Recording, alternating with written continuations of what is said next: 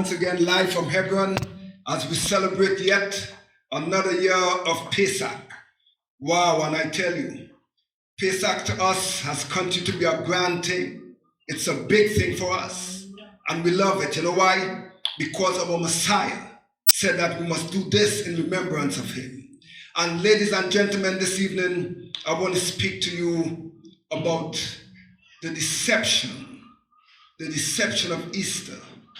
And that is why Yahuwah said to Pharaoh, he told Moses to let Pharaoh know, let my people go.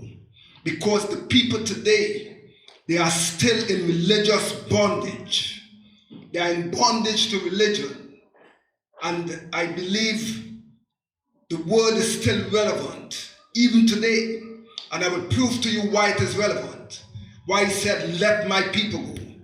Because according to Jeremiah chapter 8, verse 8, the scripture informs us that there will come a time in our life, not only that we would realize that we had inherited lies, but he said that, I would read the latter part. He said, how do we say we are wise, and the law of Yahuwah is with us? For lo, certainly in vain made he it, for the pen of the scribes is in vain. So it tells us here, it tells us that the pens of the scribes and the Farsi, he said that they are vain, they are vanity, they are lies. Why is this so? Daniel 7:25 says to us, and the scripture, I want to make it clear, the scripture is authentic. We believe that the Messiah came, we believe he died and he resurrected, but not in how the scribes and the Pharisees sell it, because they have promoted lies. They have changed pertinent people in scriptures and feed us lies. So here we are seeing, he said that in the last day, he, Satan, shall speak great words against the Most High, and shall wear out the believers of the Most High. And the plan of the enemy is to think to change Yahuwah's times. Times here speaks about Yahuwah's feast days and the Sabbaths. And he went on to say not only would he change times, but he would change laws. And we know today that many people declare that the law of Yahuwah is not relevant for us, because it had been the conspiracy of the scribe and the Pharisee to alter the word of Yahuwah. And as I say that, I will show you further proof. When we talk about the goddess of love, the goddess of love, whom many people worship and adore, even at Valentine, is actually the Queen of Heaven. And this deity, this goddess that I'm talking about, she is also known as Diana. So Diana is the Roman form of a Greek god by the name of Artemis. Diana is portrayed as the Statue of Liberty, but that is actually Artemis. They say, what is the Roman? She is also known as Ishtar. So Diana is known as Artemis, and she is also known as Ishtar. From the word Ishtar is where you get the word Easter and Esther. So when they talk about Esther, Macedonia, under Persian rule, Esther is the name for Ishtar. That is how the name evolved. So it also has here, what is the Roman god for Zeus? So the Romans call Zeus, they also call him Jupiter. In ancient Greek religion, he was the chief deity of a pantheon of gods. He was referred to as the sky god, and the weather god. He was also shown to us by Thor, the god Thor, with the lightning bolt. And he was identical with the Roman god of Jupiter. Now this is important, because I'll be taking you through how these people worship him. In Babylon, for example, in Babylon, the same Artemis, Diana, she was known as Ishtar, and the Phoenicians call her Astarte, from where you get the word Astar. And then in Yasharal knew her as Astoret. You would see this in 2 Kings. Let's go into scripture. In 2 Kings chapter 23, verse 13. So when we talk about the Queen of Heaven, many people do not make the connection. And if we fail to make the connection, if we fail to connect the dots in terms of religion of ancient times to present day, we will not see the deception. It's about deception. In 2 Kings 23:13, he said, on the high places that were before Jerusalem, which were on the right hand of the Mount of Corruption. So it was called what? The Mount of Corruption, which Shalamah, the king of Yasharal, had built for Ashtoreth. So you see, the abomination of the Zidonians, and for Chemosh, the abomination of the Moabites, and Milcah, the abomination of the children of Ammon.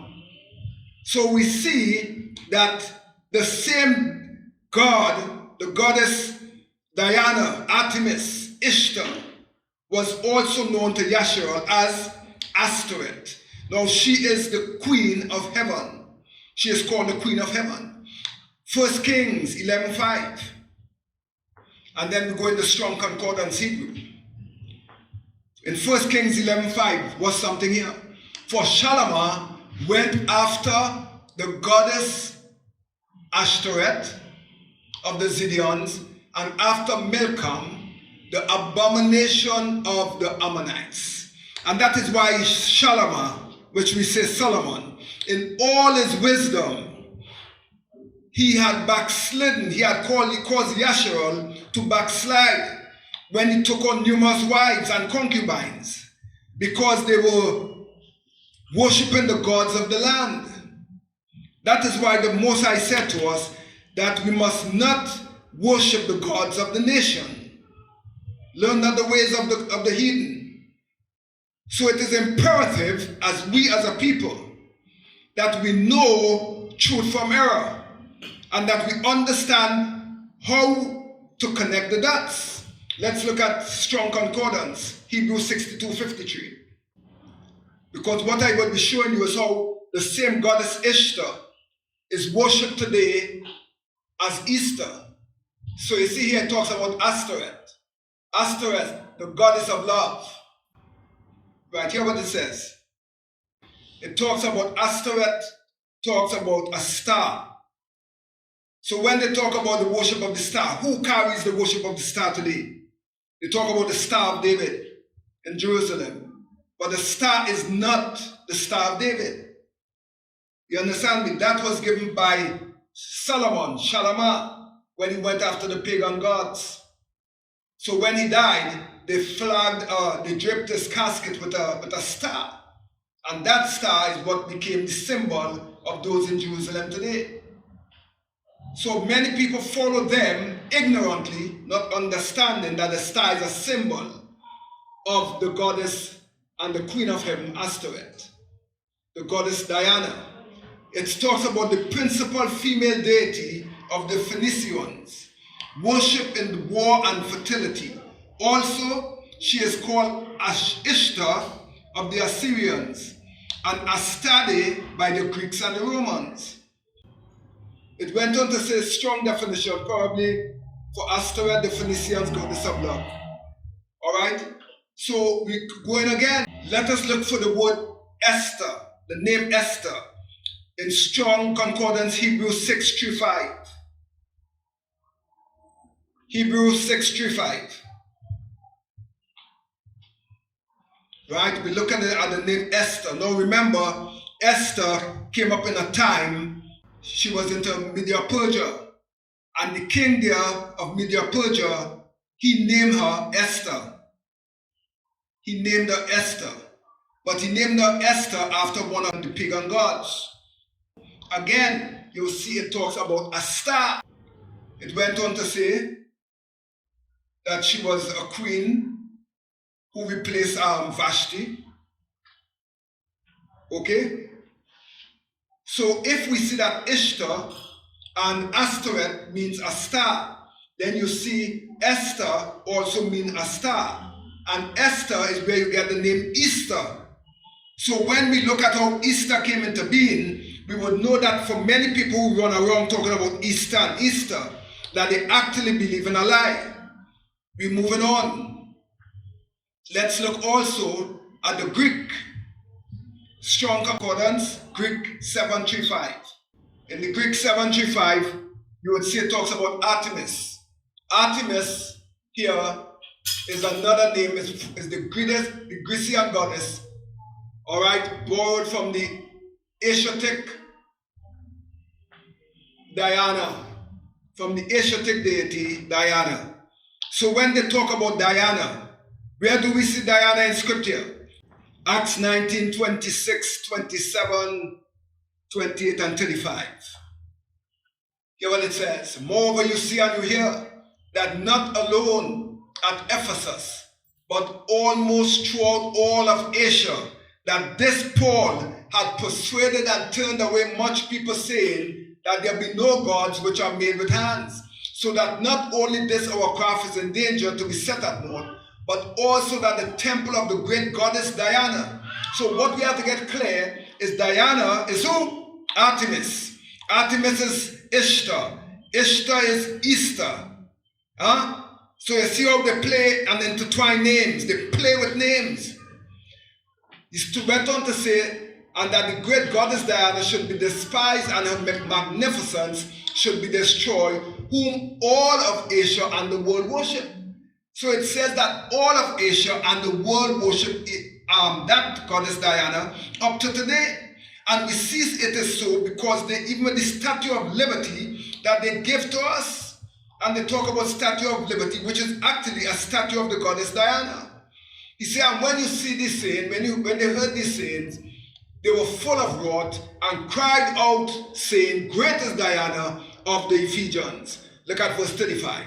Verse 35 says, read 34 and 35. But when they knew that he was a Jew, he was a Hebrew, all with one voice and the space of 2 hours, they cried out, saying, Great is Diana of the Ephesians. And when the tongue clerk had appeased the people, he said, You men of Ephesus, what man is there that knoweth not how that the city of the Ephesians are worshippers of the great goddess Diana, and the image that fell from Jupiter? So now we talk about an image that fell from Jupiter.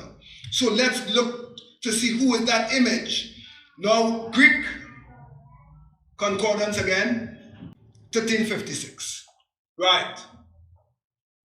The Operatis, it talks about sky fallen, the image that fell from Jupiter.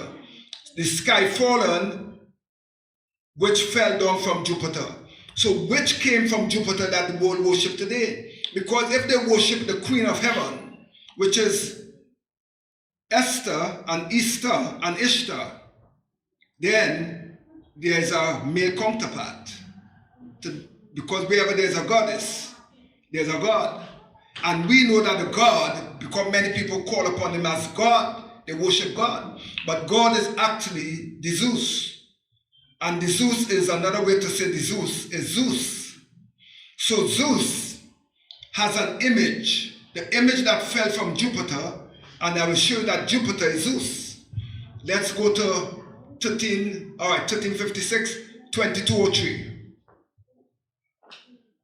In 2203, using the strong concordance that all those in Bible school and everybody use, so I'm not using anything different from them. It talks about Zeus and an uncertain affinity. Zeus, among the Latins, you see that? So among the Romans, he is known as Jupiter or Jove. And among the Greeks, he is known as Jupiter. He is known as Jupiter. So the same Zeus that was known in Egypt as Zeus, Egypt, they knew him as Zeus. He now became Jupiter and Jove. Jove is where I get the name Jehovah. You understand me? So for many people, when they talk about Jehovah, they actually call upon Jove. And that's why I said today that many people in religion today, not many, most of them, still are in religious bondage because of the false teachings of the Scribes and the Pharisees. So they have corrupted the word of Yahuwah, and they have caused many people now to worship this pagan goddess and that pagan god by the name of Jupiter and Jove. So very quickly, I destroyed that myth of the Easter and the Easter religion and the Easter worship. Don't get caught up with the hype. Don't get caught up with their folly and their foolishness. But no truth, because you can think for yourself. And an informed mind is a good mind, because it means to say you can think for yourself. You can make an informed decision. But when you are ignorant, then they feed off of you. Let us go into the Hebrew calendar. And I will prove to you, by virtue of that calendar that you see before you, why the scripture says, what meaneth this night? What meaneth this night? Why is this night different from all the other nights? And it simply is because that on this night, Yahuwah told the children of Yashua. Prior to that, he told Pharaoh. He told Moses, go and tell Pharaoh to let my people go, that they might keep my feast. And Pharaoh would not hearken. But scripture says, Yahushua Mashiach, he said, do this in remembrance of me. Now what did he do? He also fulfilled the role as the Passover lamb. In 1 Corinthians 5:7, they say Yahushua Mashiach, he is the Passover lamb. And just as it was in the scripture, on the 10th, he was taken before like the lamb of Yah. They would take the lamb on the 10th, and they would inspect the lamb to make sure that the lamb is without blemish and spot and these different things. And he said on the 14th of the month, you would kill the lamb. And the 14th is a day like today. On the 14th at evening, you had to kill the lamb. And to not only kill it, but we would eat it and leave nothing for tomorrow, for the morning. So here it is. We do this in commemoration of Yahuwah Mashiach. Because as it was in his time, scripture says he kept the Passover on the 13th. He had an early Passover. Because the Passover lamb have to die on the 14th. And if he was to die on the 14th, then he cannot have a Passover meal. So he had the meal on the 13th, where he also washed the feet of the disciples. And the scripture says, after supper had ended, the scripture says that Judas, he told Judas, whatsoever you have to do, go and do quickly. And Satan filled the heart of Judas. And Judas went out and called the Romans, and they came back. And he betrayed Yahushua Mashiach with a kiss. And he said, you betray me with a kiss? And they held him. From that time, he went on to Annas. From Annas, he went on to Caiaphas, who were high priests. And Caiaphas and Annas, he was his father-in-law. Annas was Caiaphas' father-in-law. So they conspired together to kill Yahushua Mashiach, regardless of what he said. So the morning now is when they took him, because they found no fault whatsoever in him, because they would have been inspecting him to see if he had sinned, if he had fault, but there was no fault in him. So he sent him now to Pilate, and Pilate said that, look, I found no fault in this man. He said, who should I release? Because the custom was on Passover, Pesach, they would release a criminal. They say, give us Barabbas, free Barabbas. So according to scripture, he was on the stake. They put him on the stake or the tree, and he died upon the stake. In the 9th hour, scripture said he died upon the stake. And even as he died upon the stake, they said that they were hustling to take him down because the Sabbath drew near. One of the things about the Sabbath, the day before is always called the preparation day. So the 14th is preparation day. But even as it is called the preparation day, it is also called Passover. Because on the 14th is where the Messiah had to die, and where the lamb, we kill the lamb, we eat, and we partake of it today. Then the 15th being a Sabbath, because the Sabbath drew nigh. So you saw that the 15th here was a high Sabbath. And then the 16th would have been first fruit, the day in which he resurrected. Now, the thing about that is, Yahuwah never gave us name of days. So the 16th, which is the first day of the week, can be any day whatsoever, any day. But they now put the first day of the week as a Sunday to bring about their narrative of a Sunday resurrection. But it was never like that. There is nothing like no Good Friday, glorious Saturday, and Easter Sunday resurrection. That is a lie from the Romans. It's a lie from the pit of hell. So we saw that. And that's why Yahuwah also tell us. He said that he would kill this body, and on the 3 days' time, he will cause it to resurrect. 3 days. 14th day and night is a day. 15th day and night a day. And you had a night from the 13th when he was betrayed into the hands of the sinners. So you have 3 nights and you have 2 days. But he resurrected early on the 16th. So according to the Hebrew custom, any part thereof of a day, any part was considered a day. So that is why it has to be on the first day. The first day is the 16th. The first day of your week. So he cannot resurrect on the 17th. He cannot resurrect on no other day but the 16th. Because the 16th is first fruit. It's the first fruit. It's the day of resurrection. So the Hebrew calendar, the Creator's calendar, will tell you every single thing as to how it operates. Allow me to show you our next calendar quickly. Allow me to show you the next calendar. Now this is in the narrative of Acts chapter 20. Let me pull up Acts 20 quickly. Right, Acts 20, hear what it says. From verse 5. He said, these going before tarried for us at Troas, and we sailed away from Philippi after the days of unleavened bread. So they sailed away after the days of unleavened bread. So the 14th is Passover. The 15th is a high Sabbath called unleavened bread. That high Sabbath unleavened bread runs for 7 days. So 15th, 16th, 15, 16, 17, 18, 19, 20, right? You are here 7 days, and then the 8th day is the 22nd, which is a Sabbath. All right? It's like if you count in Wednesday to Wednesday. Wednesday to Wednesday is 8 days. Friday to Friday, 8 days. So if you have the 15th to the 22nd, you will have 8 days. Right? But actually, if you count it 15th inclusive, 1, 2, 3, 4, 5, 6, 7 days.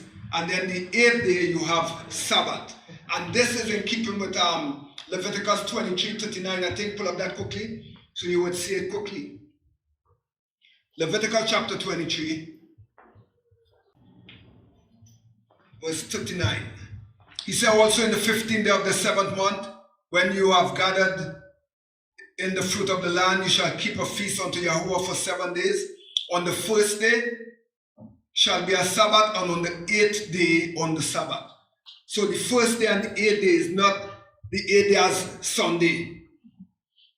First day and 8th day, go back to the calendar, right? You see that it talk about the 15th and the 22nd. So if the 15th is a Sabbath and the 22nd is a Sabbath, then by virtue of that, if we use common sense approach, you would count backward and you would end up with the 8th being a Sabbath and the 29th being a Sabbath. And that is the Creator's calendar. That is the Creator's calendar. So it went on to say here, So they remained after the days of unleavened bread and came unto them to Troas in 5 days, where they abode for 7. So after the feast, which they ended up on the 22nd, they remained for 5 days, inclusive of the 22nd.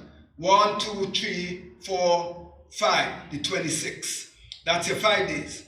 And then from the 26th, inclusive of that day also, you count 7 days. 1, 2, 3, 4, which is in yellow, 5, 6, 7. So you see that the new moon day and then the second day is actually your first day of your week. Now, why is this so? Many would say, what kind of madness is this? Simply because of Ezekiel 46, verse 3. The Creator's calendar has 3 categories of days. He said, and the people of the land shall worship Yahweh at the door of the gates before Yahweh in the Sabbath and in the new moon. Verse 1 says, the gates of the inner court that looketh towards the east shall be shut 6 working days, but on the Sabbath it shall be open, and in the day of the new moon it shall be open. So how much category of days in there? 3 categories of days. 6 work days, a new moon day, and a Sabbath. The only way you will get that, you will not get it on no Gregorian calendar, you will never get it on a Julian calendar, you will not get it on no other calendar but the Creator's calendar, which is what we have before you. So with the Creator's calendar, if you count your days, or back up the next one, yeah. If you count your days, you see that you have your new moon day, beginning to the top, 1. Then you have your 6 work days after, followed by the Sabbath, 1, 2, 3, 4, 5, 6, followed by a Sabbath on the 8th. Then you count 6 days again, followed by Sabbath on the 15th, and so you go. So that is how when they say that they stayed there after the unleavened was the unleavened bread lasted for 7 days, then they remained there for 5 days, and then 7 days. This end of the 7th day took you to day 2, which is actually the first day of your week. And that proof can only come about by virtue of the Creator's calendar that we use. All right, my brothers and sisters. So I will pause here because I can show you so much more, but I'll leave something for tomorrow, last minute.